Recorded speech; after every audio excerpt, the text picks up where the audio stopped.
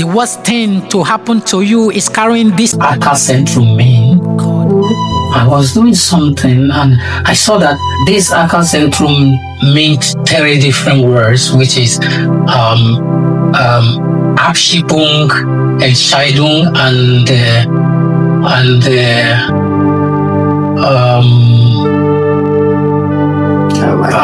there is one again, I forgot what it is. So I said, how can a name of where they accommodate a reception center mean? That means immediately you come, then they decide on your case, then they deport you. And it's so crazy. I haven't this systematic asylum, this systematic way of asylum process is devastating a lot of refugees, and even though even my life never remained the same. I never got my life back, and I never got many of my personality and so many other things back. Yeah. It still lives, the scars still lives inside of me, and it's pushing me a lot to do more and to see what I can do the most for the less privileged. And also nice that to see somebody like you also in forefront agitating for and speaking of what your eyes have witnessed inside the Akka Centrum. And so the third question will be on your activist perspective on discrimination and isolation. As someone who believes in equal rights, how do you feel seeing refugees discriminated against and criminalized? What goes through your heart when you see them isolated inside this asylum center? So the simple answer to this question is I'm angry. I'm just angry because there are so many steps. I can't even start because first of all, it's pure racism. That you just can't name it like it is. It is pure racism.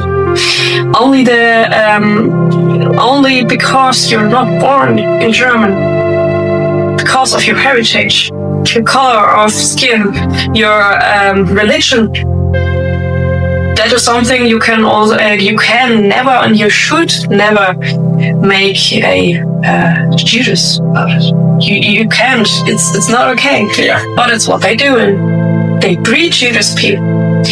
And that's what I've also learned about psychology. The problem is stereotypes, and we have, especially Europe people, have many stereotypes about people who live outside Europe.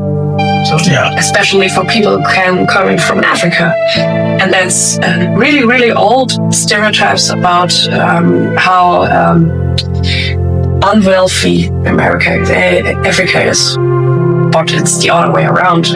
We just go there getting the resources out of Africa and then leaving the people there and assuming the people never come to us because, why should they? But of course, there are war, there are climate change, there are many other peoples that refugees show you. They show you it's like that, and we don't want to see it because we can't comprehend that our perfect world we build around, our rich wealthness, or a safe home could be devastated at any time. That could happen, but it does not happen here. It happens somewhere else. It's not something that I have to do with, but it has. It has. Yeah, exactly. The war that is going on right next door could be at your home anytime. True. That's something that we have seen through history. Just remember World War II. And sorry, I thought we have learned about it. We have learned about, especially Germans, our role within racism and what it has brought to us. And that makes me so angry because I wasn't taught about these values. I was taught about humanity, and that's also something I would say we have to look from children, because no child is born with racism. They are socialized with it, and that's the most problematic thing. Our social system, like we doing it right now, is not perfect, and it just has to be processed more to getting more benefits for us all. So what I have to say is that fighting for refugees is also fighting for us, because it's not only the values, not only the problems of them, it's also the problem we have. And only if we as humanity work together, as we comprehend our problems, or racism, or stereotypes, or arrogance and ignorance, we can overcome the crises around us all. Yeah. But many people don't have the brain cells or the will to think about it, because it is not a good feeling. It's not like, oh, I'm sitting in a chair and it's all fine and all so fluffy and shiny. No, it's really traumatic. It's really fearful, and it's understandable. But we have to heal. We have to. That's all I have to say. Well, how can we? How can we heal? There are many things to do. First of all, you have to go in contact with people. You have to approach, especially as privileged German. Yeah. You have to approach the refugees. You have to speak to them. You have to be there. You have to give them a signal. You see them, for example. But you also have to bear in mind your own stereotypes, to reflect your behavior. I know nothing is perfect, and I know many things are really hard. And we also can always have fights between each other. But we can't figure it out. Exactly. It's only there. We can't figure it out. But I also think we can do many things to better the lives of refugees. For example, going there and asking for help. What do you need? What can I bring for you? We have many things at home we don't need. Really, so much stuff. We can go there and give it to the people, not to organizations. Organizations all, but you have to check if they're okay and doing things. But the better is that go to the people. So go into communities, speak with people, go to people, just be there and caring for each other, building a community. That's so important, to building community at locals. And when we do it at one locals, we can do it everywhere in Germany. And then there's less problems in Germany. That is interesting. But you now, let me just put it this way, as a German, because I'm not a German.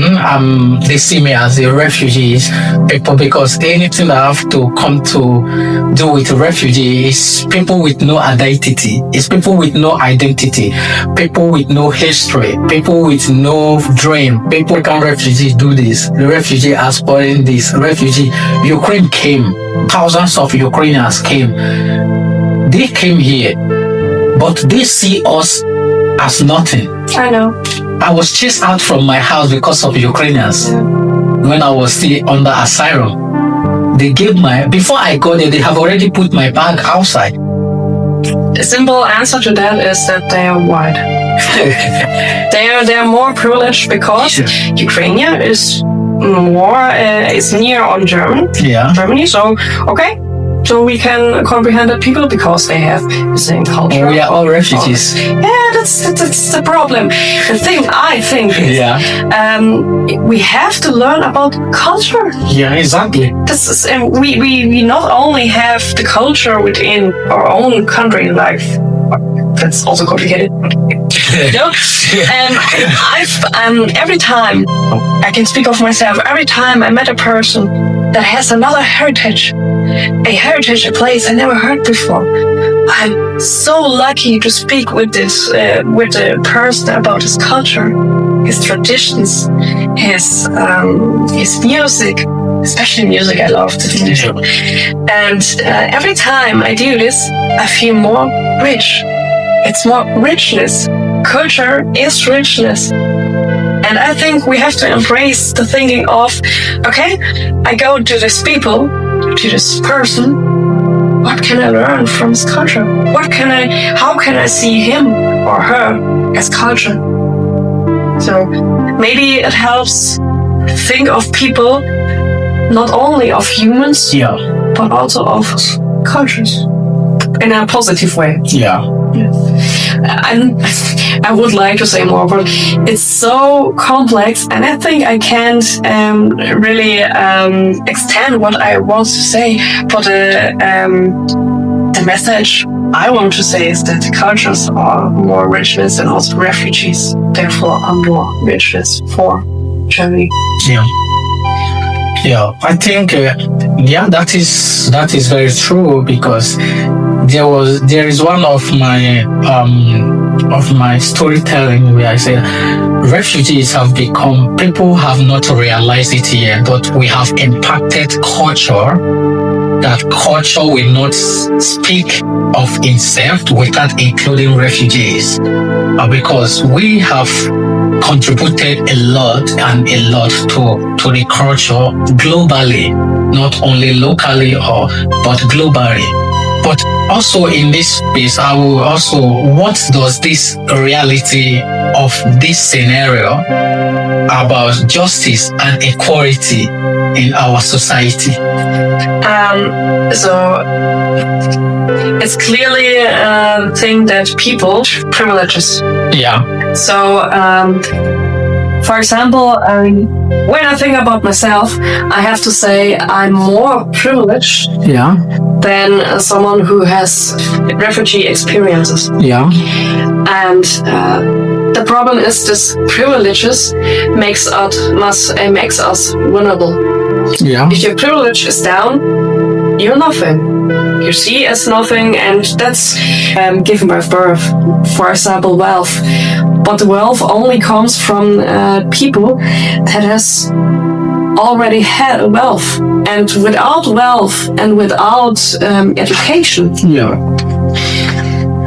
in this world, you have no privilege, and that shouldn't be, because there's many things, there's enough things for all, and that shouldn't be the answer to all of that. I see. That is interesting, and for me, it's like here. I think it's our aim to strive for better equality between every humans. But what I've come to find out basically in Germany is that there's no going to be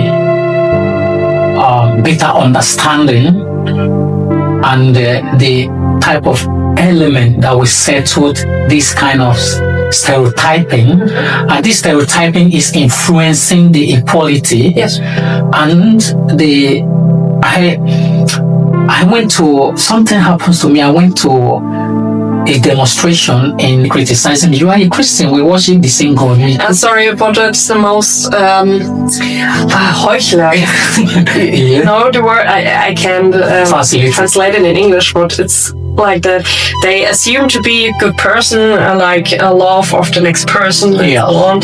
But then being deep-rooted racist sometimes. Not all, but many of that happen because of some people thinking they are better than others. That's the root of evil. But do you think, because I hear Germans criticize Hungarians that they are racist, I hear them criticizing Greece, they are racist, but do you think Germans are more innocent when it comes to racism more than those countries. I'm sorry. It's surely a way to stand there and say, if someone like you approached me and say, I'm sorry, but what you're saying is just racism. And I was like, I'm sorry for that. But there are many people who are more racist than I am. It's something that I want to, that I don't want to feel. Because it makes me feel bad. And it's a bad feeling. And I don't want a bad feeling. So I go and take the bad feeling and put it to another person. But that's just crazy. Because the bad feeling you have can be something to be transformed into something better. So sometimes it's crazy because do you know in 2016, if I'm getting the year rightly, German deported 16 people to Guinea with full flight, charter flight. And each person in these 16 passengers have 2 police officers. And sometimes, do you know that Germans give sleeping tablets to the deportees? Of course. Okay. Did you know that sometimes people are in handcuffs in plane to their country? They deported a woman we know, Claudia, together. He was mother of 2. She was in handcuffs. Why? There is police here. And her children? Did you know that the one that she born in Italy before she came to Germany, she's 8 when she was deported. When we visited Ghana last year, did you know that she was bitterly depressed? She don't smile, she don't laugh, she don't play with kids. She always say, I want to go back to Germany.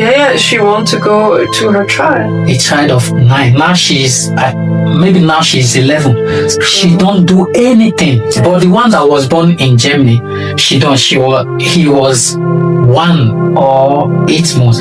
He don't know anything. But this one that went to kindergarten here, she never become a human.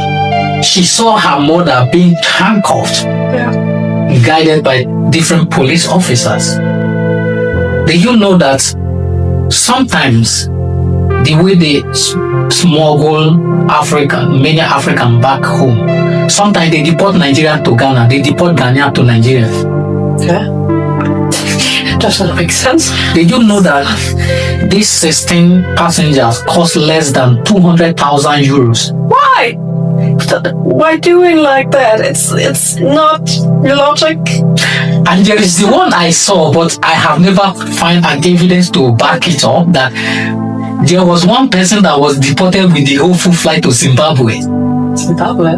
I'm still fighting to see evidence to prove, to back it up.